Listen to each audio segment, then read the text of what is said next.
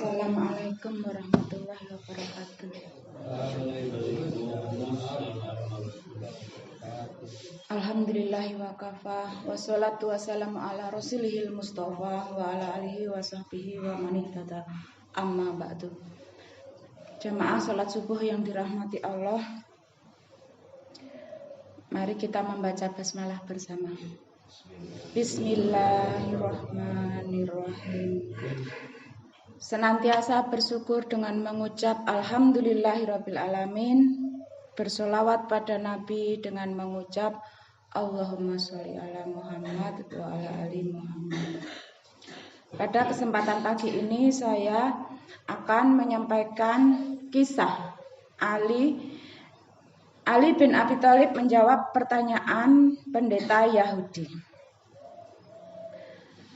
Ali bin Abi Thalib itu sahabat Nabi, khalifah keempat setelah Utsman, merupakan sepupu Nabi karena anaknya Abu Thalib yang sejak kecil dalam pengasuhan Nabi Muhammad SAW, lalu kemudian menjadi menantunya karena menikahi Fatimah Az-Zahra.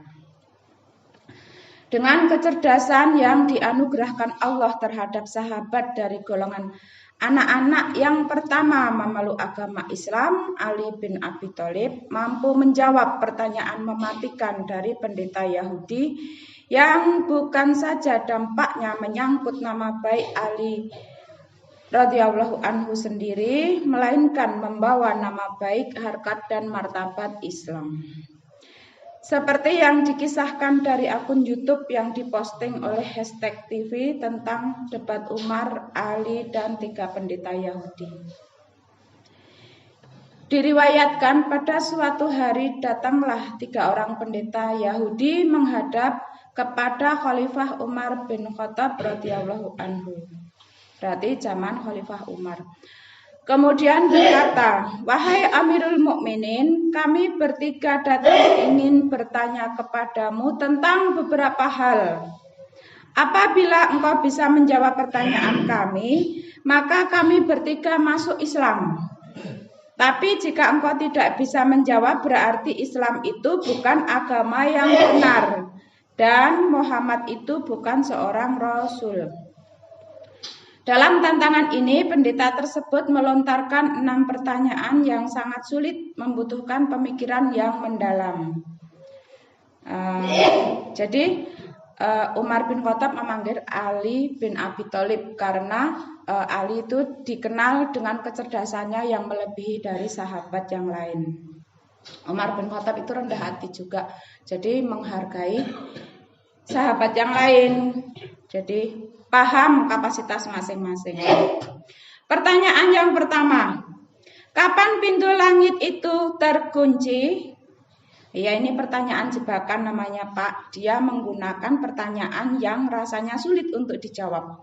Karena itu butuh nalar yang dalam. Jelas Ustadz Nazril. Ali menjawab, "Asyiriku billah, syirik kepada Allah. Jika kalian mempersekutukan kepada Allah, seluruh amalan tidak naik ke langit. Itulah makna langit terkunci." Kemudian yang kedua, lanjut pendeta mengajukan pertanyaan, "Kapan pula masanya pintu langit itu terbuka?" Ali menjawab, "Di saat engkau mengucapkan la ilaha illallah."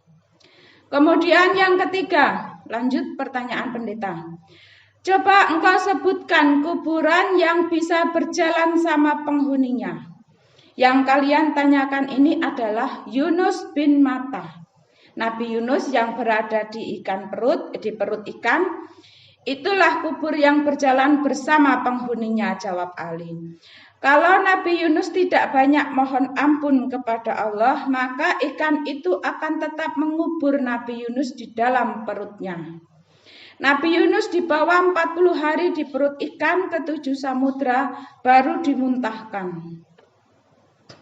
Pendeta itu terkaget karena pertanyaannya bisa terjawab. Kemudian sebutkan pula makhluk Allah yang bisa memberikan peringatan kepada kaumnya, tapi dia tidak manusia dan tidak pula jin. Pertanyaan keempat, pendeta Yahudi Ali menjawab, semut yang mengomandoi tentaranya untuk masuk ke dalam sarangnya karena Nabi Sulaiman mau lewat. Pendeta Yahudi melanjutkan pertanyaan yang kelima. Coba engkau sebutkan 5 makhluk Allah yang berjalan di muka bumi tapi tidak dilahirkan oleh induknya, yaitu Adam alaihissalam, Siti Hawa, onta Nabi Soleh yang keluar dari batu, tongkat Nabi Musa berubah jadi ular, ular itu tidak dilahirkan induknya, dan kambing pengganti leher Nabi Ismail, jawab Ali. Pertanyaan terakhir dari pertanyaan pendeta Yahudi. Coba engkau jelaskan kepada kami kisah pemuda yang mempertahankan imannya dan mereka bersembunyi di dalam gua. Mendengar pertanyaan itu, Ali radhiyallahu anhu mempersilahkan pendeta Yahudi duduk untuk mendengarkan jawaban dari pertanyaan mengenai kisah tentang Ashabul Kahfi yang beliau akan ceritakan secara rinci dan jelas. Begitulah kecerdasan Ali bin Abi Thalib yang sejak kecil dididik langsung oleh Nabi Muhammad SAW. Semoga ini ada manfaatnya, ada salahnya saya mohon maaf. Mari kita membaca hamdalah bersama. Alhamdulillahirabbil alamin. Wassalamualaikum warahmatullahi wabarakatuh.